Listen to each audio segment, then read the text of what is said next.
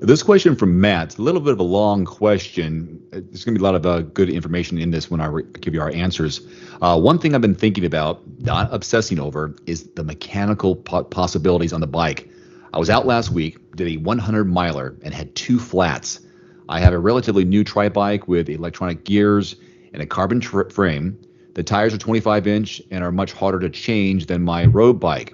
I used the CO2 cartridge on one and blew up the second tire. On race day, I have a small pump I can carry. I guess if anything happens, all I can do is deal with it. If I get a flat, work to fix it, and if the crews come around, then great.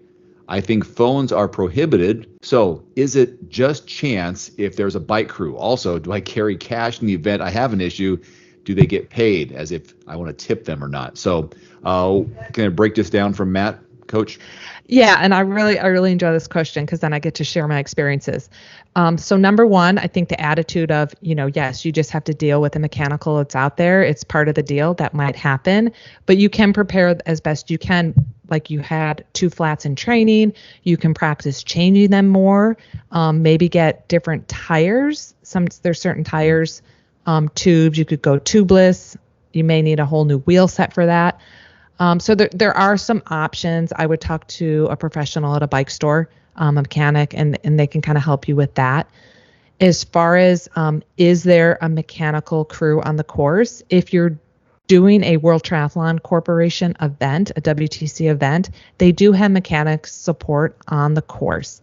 And no, you don't have to carry cash, as they may bill you. So when I broke a chain at mile 42 at Ironman Coeur d'Alene in 2008, I waited for about 10 minutes until the bike maintenance showed up.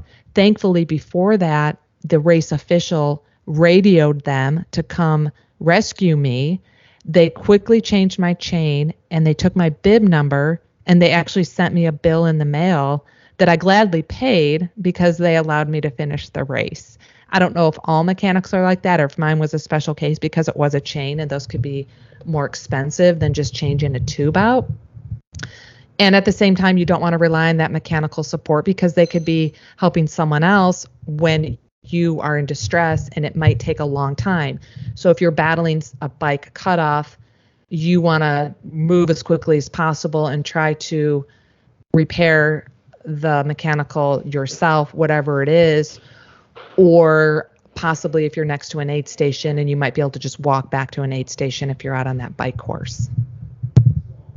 One thing that came to mind is if you had a couple flats during a long ride, maybe check the quality of your tire, not the tube, but the tire. And yeah, good point. There's so many different factors, whether it's the tire is, have a worn spot. Did you use it on the trainer prior to going out? How new are those tires? Where are you riding? Know what kind of shoulder you're on and what the potential is. If you're, it's random. I know it's so random. You get a tack or you get a staple of some kind or just a shard of glass. It could be almost anything.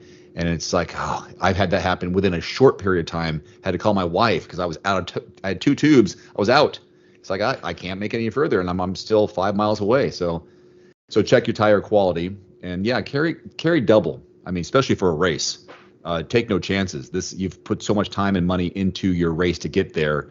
Carry as much as possible if you can't. A pump, sure, why not? If you can store it okay and you don't mind about the weight gain and your time necessarily, you just want to finish your race, great. And I think, phones are probably prohibited.